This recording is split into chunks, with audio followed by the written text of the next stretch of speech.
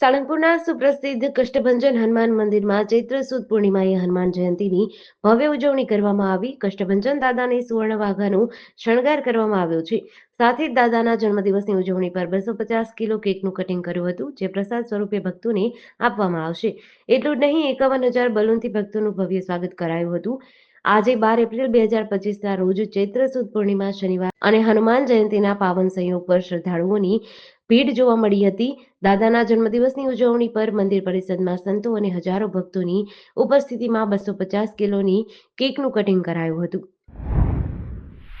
શનિવારે જમ્મુ જિલ્લાના અખનૂરમાં આતંકીઓ સાથેની એન્કાઉન્ટરમાં 9 પંજાબ રેજિમેન્ટના જેસીઓ કુલદીપ ચંદ શહીદ થયા હતા. શુક્રવારે મોડી રાત્રે અખનૂરના કેરી બટલ વિસ્તારમાં એન્કાઉન્ટર શરૂ થયું હતું. સુરક્ષા દળોએ સમગ્ર વિસ્તારને ઘેરી લીધો છે. સેનાએ એક્સ પર પોસ્ટ કરીને આ માહિતી આપી છે. આ દરમિયાન શુક્રવારે કિશ્તવાડ જિલ્લાના ગાઢ જંગલોમાં એક એન્કાઉન્ટર દરમિયાન સુરક્ષા દળોએ શુક્રવારે મોડી રાત સુધી 3 આતંકીઓને ઠાર માર્યા હતા. રાતથી ઓપરેશન ચાલુ છે. અધિકારીઓએ જણાવ્યું, માર્યા ગયેલા ત્રણેય આતંકીઓ જૈશ એ મોહમ્મદના હતા. તેમાં ટોપ કમાન્ડર સૈફુલ્લાહનો પણ સમાવેશ થાય છે. આ પહેલા 4 અને 5 એપ્રિલની રાત્રે બીએસએફના જવાનોએ જમ્મુમાં એલઓસી પાસે આરએસપુરા સેક્ટરમાં એક પાકિસ્તાની ઘૂસણખોરને ઠાર માર્યો હતો. ગુજરાત રાજ્યમાં છેલ્લા 15 વર્ષથી કાયમી વ્યાયામ શિક્ષકની ભરતી ન થતા શિક્ષકોએ આંદોલનનો માર્ગ અપનાવ્યો છે. ગાંધીનગરમાં છેલ્લા 27 દિવસથી વ્યાયામ શિક્ષકો ધરણા પર બેઠા છે. આંદોલન દરમિયાન શિક્ષકોએ વિવિધ રીતે વિરોધ કર્યો હતો. તેમણે અંગ કસરત, સૂર્ય નમસ્કાર અને યોગ કર્યા. ભગવાન શ્રી રામને પત્ર લખ્યો છે. પોતાની ડિગ્રીઓ 500 થી 1000 રૂપિયામાં વેચવા કાઢી છે. આજે હનુમાન જયંતિ નિમિત્તે રામધૂન અને હનુમાન ચાલીસાના પાઠ કર્યા છે. વ્યાયામ શિક્ષકોને વર્ષમાં માત્ર 8 મહિના જ નોકરી મળે છે. બાકીના 4 મહિના તેમને ઘરે બેસવું પડે છે. તેઓ પરીક્ષા બોર્ડ દ્વારા લેવાયેલી ખેલ અભિરુચિ કસોટીના આધારે કાયમી ભરતીની માંગ કરી રહ્યા છે. આંદોલન દરમિયાન 20 જેટલા આગેવાનો સામે ગુનો દાખલ થયો છે. આજે કચ્છના પ્રવેશ દ્વારા આડેસર ખાતે મોટી કાર્યવાહી હાથ ધરાઈ છે. સરકારી જમીન પર ગેરકાયદેસર બાંધકામ કરી હોટલ અને રહેણાંક મકાન બનાવનાર કુખ્યાત શખ્સ હારૂન અયુબ હિંગોરજા સામે પોલીસ અને વહીવટીતંત્રએ પગલાં લીધા છે. આડેસર સામખિયાળી હાઈવે પર હારૂન હિંગોરજાએ સહારા હોટલ નામનું ગેરકાયદેસર બાંધકામ કર્યું હતું. પૂર્વ કચ્છ પોલીસ વડા સાગર બાગમારની સૂચના અનુસાર આ કાર્યવાહી હાથ ધરાઈ હતી. આડેસર પોલીસ ઇન્સ્પેક્ટર જીએમ વાડા અને મામલતદાર એચબી વાઘેલાના નેતૃત્વમાં આ કામગીરી કરવામાં આવી હતી. કાર્યવાહી દરમિયાન નાયબ મામલતદાર વિશાલ મહેશ્વરી, એસબી ઘાસુરા તેમજ પોલીસ, મહેસૂલ અને આડેસરા ગ્રામ પંચાયતનો સ્ટાફ હાજર રહ્યો હતો. હારૂન હિંગોરજા સામે હત્યા, આરએફઓ પર ખૂની હુમલો અને ખનીજ ચોરી સહિતના અનેક ગુનાઓ નોંધાયા છે.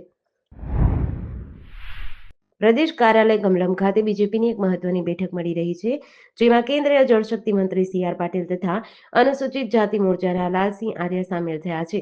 તેની સાથે તમામ ધારાસભ્યો, સાંસદો સહિત કેટલાક જિલ્લા અને તાલુકાના પ્રમુખોને પણ બોલાવવામાં આવ્યા છે. આ બેઠકમાં UCC, one nation one election, વકફ બિલ મુદ્દે ચર્ચા કરવામાં આવી છે. આ મુદ્દાઓને લઈને જાગૃતિ લાવવા માટે ભાજપના લોકો વચ્ચે જઈ પોતાની વાત મૂકશે. આ ઉપરાંત આંબેડકર સન્માન અભિયાન અંતર્ગત 12 થી 24 એપ્રિલ દરમિયાન યોજાશે, જેમાં ભાજપના લોકો આંબેડકરની વાતો લોકો સુધી પહોંચાડશે. આ મુદ્દે કાર્યક્રમની સૂચનાઓ, પ્રશિક્ષણ અને કાર્યક્રમ અંગેની ચર્ચાઓ કરવા માટે મહત્વની બેઠકે ભાજપ કાર્યાલય ખાતે ચાલુ છે.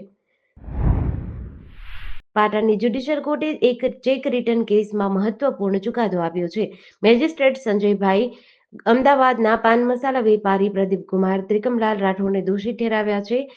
કેસની વિગત અનુસાર સરસ્વતીના ભેલવણ ગામના કિફાયતુલ્લા અરોડિયાએ પ્રદીપ રાઠોડ પાસેથી ₹2,80,400નો માલ મંગાવ્યો હતો. તેમણે રકમ રોકડા અને ઓનલાઈન 22 ફેબ્રુઆરી 2022ના ચૂકવી હતી, પરંતુ માલ ન મળતા તપાસ કરતા પ્રદીપે જણાવ્યું કે પોલીસે માલગાડી પકડી લીધી છે. ત્યારબાદ પ્રદીપે કિફાયતુલ્લાને 28 ફેબ્રુઆરી 2022ના રોજ 1,01,000નો ચેક આપ્યો હતો. બાકીના 40,000 ખાતામાં જમા કરાવવાનું વચન આપ્યું હતું. જોકે આ ચેક પરત ફરતા કિફાયતુલ્લાએ વકીલ આઈ.આર. ભટ્ટી મારફતે કોર્ટમાં કેસ દાખલ કર્યો હતો.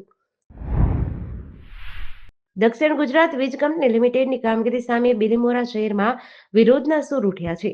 નવસારી જિલ્લાના ગણદેવી તાલુકાના બિલીમોરા શહેરના પશ્ચિમ વિસ્તારમાં આવેલા વાલ્મીકીવાસમાં સ્માર્ટ મીટર મુદ્દે વિવાદ સર્જાયો છે.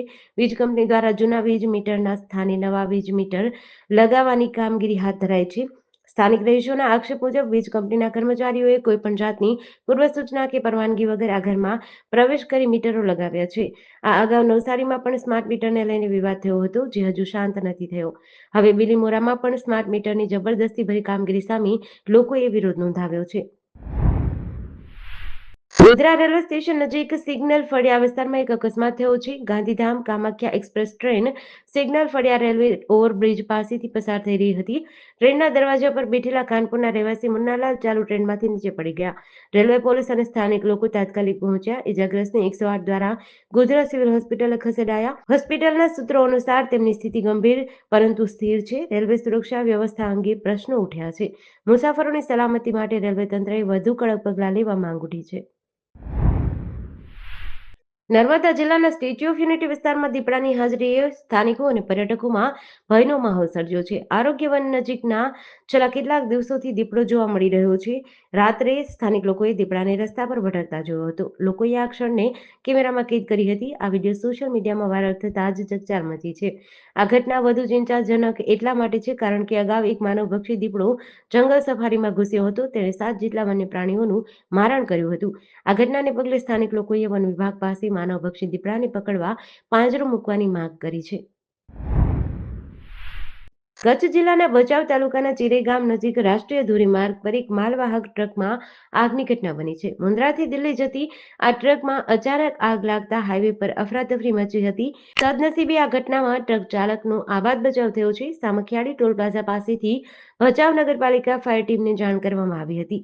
ઘટના સ્થળ ભારત બેન્ઝની સામે હોવાનું જણાવ્યું હતું. આગની જાણ થતાં જ ભચાઉ ફાયર ટીમ તાત્કાલિક દોડી આવી હતી. આગે વિકરાળ સ્વરૂપ ધારણ કર્યું હોવાથી આરતી ઇન્ડસ્ટ્રીઝની ફાયરની ટીમ પણ પહોંચી હતી. બચાવ કામગીરીમાં ટીમ લીડર પ્રવીણ દાફડા, કુલદીપભાઈ અને શક્તિસિંહ સહિતની ટીમે ભાગ લીધો હતો.